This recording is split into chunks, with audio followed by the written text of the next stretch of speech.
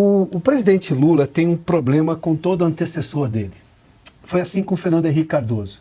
Aquela sanha, aquele objetivo desesperado dele de ganhar título de doutor honoris causa, era justamente para ter mais do que o Fernando Henrique.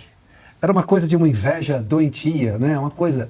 E agora, como já disse o Constantino com muita propriedade, ele toda hora cita o governo Bolsonaro. O governo atual tem 11 meses e alguns dias já ali, em tese, pelo menos, que tomou posse no 1º de janeiro. 11 meses e os ministros estão falando de trás. Qual é a proposta do governo para o futuro? O governo Lula vive de olhar para o retrovisor. Enquanto isso, o Brasil, obviamente, não avança como deveria avançar. Não pacificou o país. Bom, quem acreditou nessa tese, me perdoe, acreditou em coisas muito ruins, né? Bom, não trouxe uma lógica de desenvolvimento para o país. O que se tem hoje é um ministro, Fernando Haddad, buscando receita para fechar o rombo.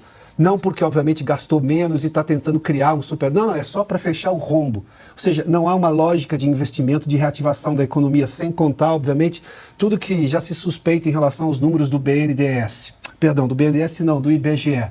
Mas vamos falar do BNDES também, que tem um projeto já, inclusive, lá no Congresso Nacional, que é para evitar que o BNDES faça de novo o que fez lá atrás com empréstimos para várias obras no mundo, empréstimos desses que não foram pagos ainda na sua totalidade, sem contar alguns que dizem que não vão pagar nunca mais. Ou seja, a gente tem um país, um presidente e ministros, né? Parece a comício político aquilo, né? Cada um fala um pouco e exalta a mesma coisa, mas sempre criticando o adversário que está lá, o governo a quem pretende suceder. Só se esse governo não está sucedendo ninguém, já sucedeu, deveria trabalhar, sai do palanque.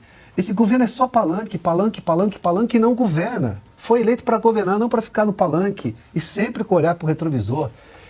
Daí a gente vê o resultado do país hoje. Para você ter uma ideia, a taxa de investimento, que é o que importa, é quando você revela a confiança das pessoas na economia. A taxa de investimento em 2022 era de 18,3%, foi de 16,6% agora. Taxa de investimento é a ideia de futuro, ou seja, está diminuindo a ideia de futuro com esse governo. Mas